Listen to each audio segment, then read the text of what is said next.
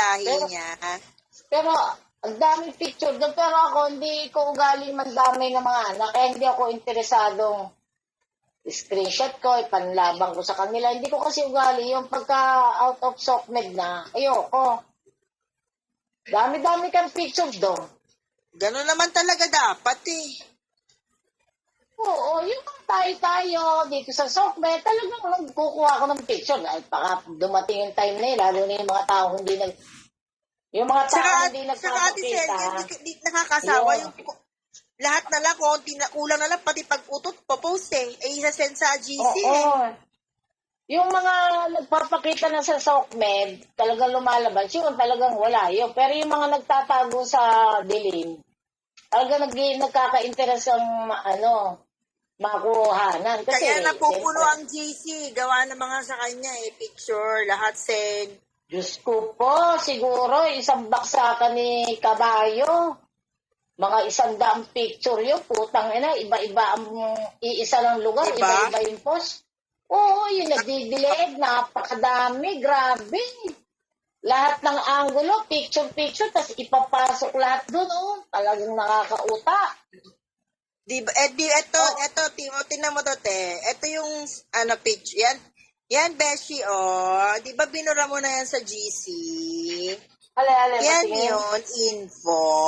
Yan, oh, tinan mo yung mukha mo dyan, Oo. Beshi. Oh, ikaw nagsisend niyan. Nasa GC yan, siya nagbaba niyan. At Oh, saka yung dalawa Beshi. kayo, ayaw ko saan ba ka sa may ilog, sa may tubig, parang may falls o may ilog. Oh, na, sa falls. yun, nilapag din niya yun. Para Beshi, kayo nasa oh. butane. Yung mga infong binaba mo sa GC, oh, naku po. Ayan, oh, binura mo na ba yan, Beshi? Saan mo nakuha Andiyan ang yan? linaw ng Wala. pangalan mo dyan. Sino nagbigay sa inyo? Hindi ako nagbigay sa inyo, ha? Beshi, sorry, na-save ko. Pati name ng GC, aroy, naku po. Ang ebidensya, naku, Diyos ko po. Ikaw pala nagbabato ng info, ha? Beshi, kanino galing ang mga info na yan? Kay inaanak ba? Ah?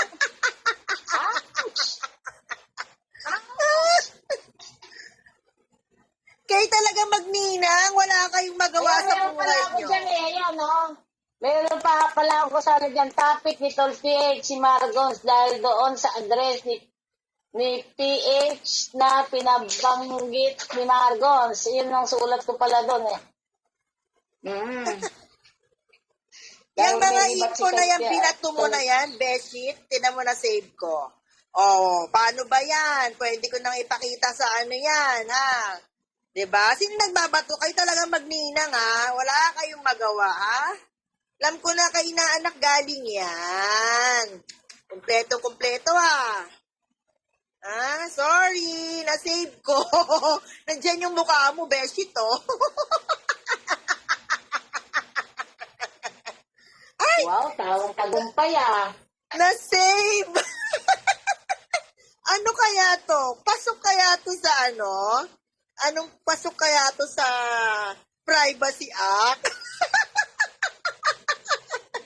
Sa GC pa nila pa. Oh my God, Beshi. Very good na salamat sa nagbato. Meron na akong ebidensya. Sorry, Beshi. Kayo talaga magninang, ha? Kayong magninang. Panay kayo talaga, ha? Gusto yung kumurot, ha? Puro info ni Bobby, pinagbabato nyo, Ay, talaga. Ay, nako. Tingnan mo, oh. Saan nyo pinaghahalongkat yan? Alam nyo bang mayroong privacy act? Bawal yan. Bawal yan, Beshit. Pasok na pasok sa Privacy Act yan, oh. Pati pangalan, address, lahat info ni Bobby. Grabe ka, Beshit. Gusto mo talaga si Bobby, maano, ha? Ikaw talaga. Meron kang sa asawa ko? Ha? Pag nanasa ka? Hindi, sabi niya, Eh, kasi galit ako sa'yo eh. Eh, dinamay ko asawa man. Talunan ka. Hindi mo kayang lumaban ako mag-isa. Kaso nga lang, sorry. Nakuha ko. Hindi, bago mo paburahin yan, nakuha ko na yan. Takot ka, Beshit? Takot ka, Beshit? Binura mo agad sa GC nyo. Oo. Correct. Mas matalino ako sa'yo, tangina mo. May kaso ba yan yung nag-post ng picture ng mga ganyan, lalo na't mga, ano? Privacy Act po, Ate Celia. Bawal po talagang mag-ano ng mga information ng isang tao.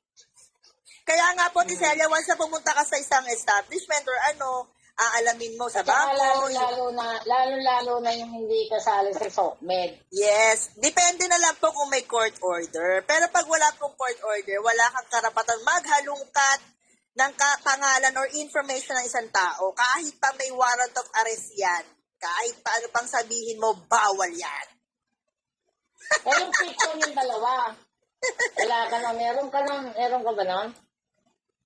Hindi po. Kasi ang binato lang sa akin, yung information na hinalungkat niya yung info ni Bobby.